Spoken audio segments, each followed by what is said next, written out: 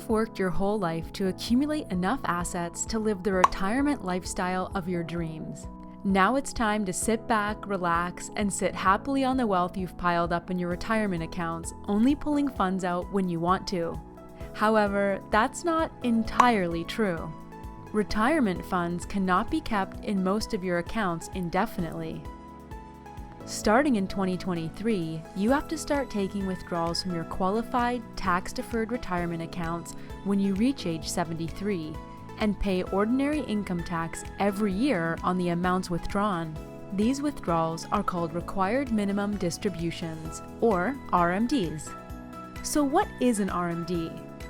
A required minimum distribution is the amount of money you must withdraw from your accounts each year by midnight on December 31st.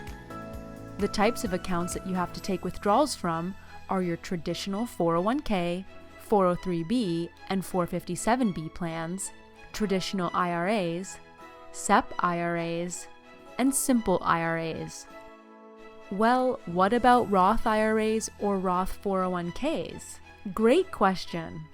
Roth accounts generally do not require withdrawals because the taxes are already paid. How do you take your RMDs? RMD rules can be tricky. It's best to work with a qualified tax professional or financial advisor.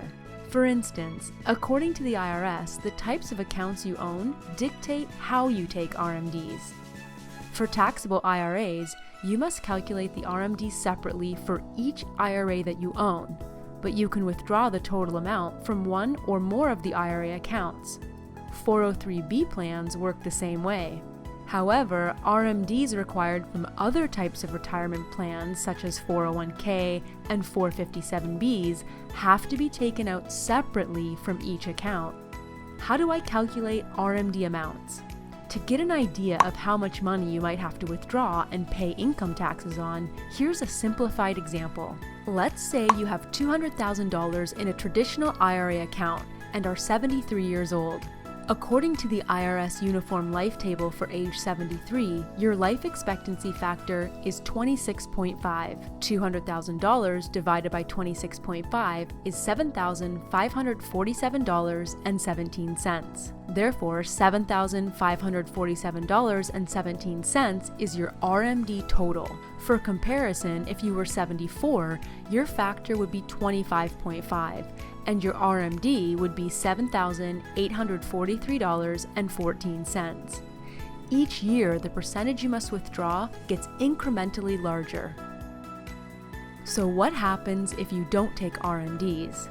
If you do not take required minimum distributions by midnight of December 31st because there is no grace period, or if you take them incorrectly or from the wrong accounts, you may owe an additional 25% penalty on top of the income tax owed on the distribution. Using our prior example for a 73-year-old, you would owe income taxes on the $7,547.17 plus an additional $1,886.79 penalty. If you have any questions about how to calculate RMDs or when to take them, let's talk now, before you retire. By considering RMDs early in your retirement planning process, we can potentially help lower your income tax burden in retirement.